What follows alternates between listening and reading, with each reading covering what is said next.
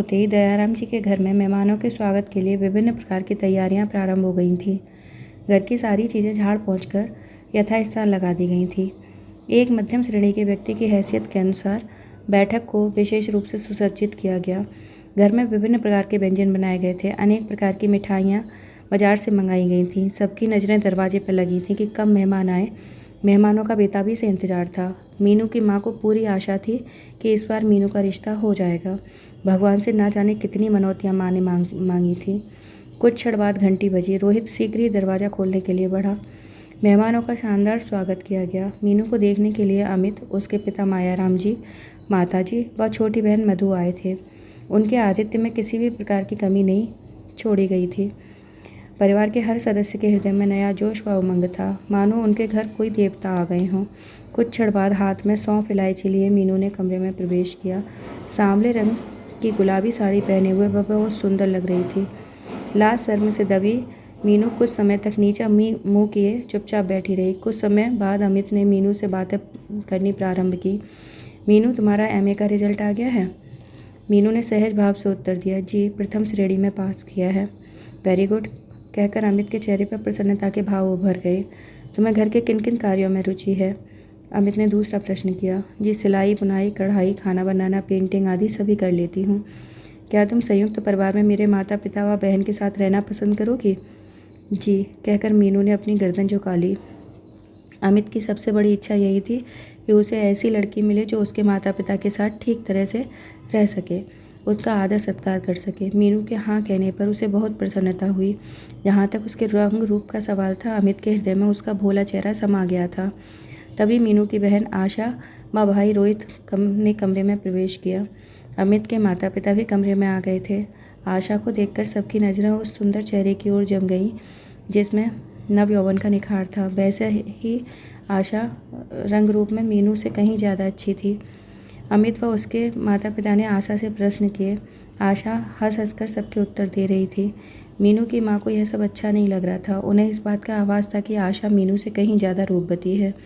जब लड़का लड़की को देखने आए तो यह समय एक परीक्षा का समय होता है। लड़की के हृदय में एक अंतर्द्वंद होता है कि वह इस परीक्षा में पास हो सकेगी या नहीं। मीनू इस परीक्षा में कई बार असफल हो चुकी थी, इसलिए उसके हृदय का अंतर्द्वंद और अधिक तीव्र हो गया था। इसी कारण उसके चेहरे पर और अधिक उदासीनता व घबराहट झलक रही थी। दूसरी ओर हंस हंसकर बातें करते समय आशा का सुंदर रूप और अधिक निखर आया था। तभी माँ ने आशा को कमरे से बाहर बुलाया और कहा, आशा, तुम अंदर जाकर इस तरह से बातें क्यों कर रही हो? पर माँ, इसमें क्या बात हो गई? उन्होंने मुझसे पूछा। मैंने उन्हें उत्तर दे दिया। क्या उनकी बातों का रोकर जवाब देती? आशा ने बचकानी हरकत करते हुए माँ से कहा। उसकी बचकानी हरकत को देखकर माँ को क्रोध आ गया और गुस्से में बोली, तुम अंदर नहीं जाओगी, चुपचाप बैठ जाओ वहाँ पर। माँ के कहने पर आशा दूसरे कमरे में चली गई, पर उसे यह समझ नहीं आ रहा था कि माँ ने ऐसा क्यों किया। अंदर जाकर बात करने में क्या नुकसान है? माँ उसे हंसने को क्यों मना कर रही है? यही अंतर्द्वंद उसके कोमल और नादान हृदय में बहुत देर तक चलता रहा। कुछ समय बाद सभी मेहमान जाने के लिए उठ खड़े हुए। मीनू के पिता दयाराम जी ने अमित के पिता से विनम्र निवेदन किया, भाई साहब, आपका क्या जवाब रहा? जी, घर जाकर विचार करेंगे, उसके बाद आपको पत्र लिखेंगे। यह कहकर उन्होंने वहाँ से विदा ली। उनके जाने के पश्चात दयाराम जी कुछ निढाल से होकर सोफे पर बैठ गए। तभी उनकी पत्नी भी वहाँ पास में ही आकर बैठ गई। कुछ क्षण तक वे उनके चेहरे को देखती रहीं। अपने पति के मन में उभरे भावों को वह अच्छी प्रकार से समझ रही थी। जब उनसे रहा न गया तब वह बोल ही पड़ी, अजी, आपको क्या लगता है मीनू का रिश्ता हो जाएगा यहाँ? अभी कुछ नहीं कहा जा सकता। वैसे अमित तो मीनू से काफ़ी बातें कर रहा था। हाँ, हमारी मीनू देखने में अच्छी भी लग रही थी। उसकी बहन भी साथ में बैठी हुई थी, परंतु हमारी मीनू उससे कहीं ज़्यादा सुंदर दिख रही थी। देखो मीनू की माँ, अच्छा ही है यदि यहाँ रिश्ता हो जाए तो। वैसे जहाँ संजोग होता तो वहीं पर है। अब हमने तो सब ईश्वर के हाथों में सौंप दिया है। जो ईश्वर को मंजूर होगा वही होकर रहेगा। हाँ, यह तो आप ठीक कहते हो। इसी बीच मीनू भी अंदर कमरे में आशा के पास चली गई।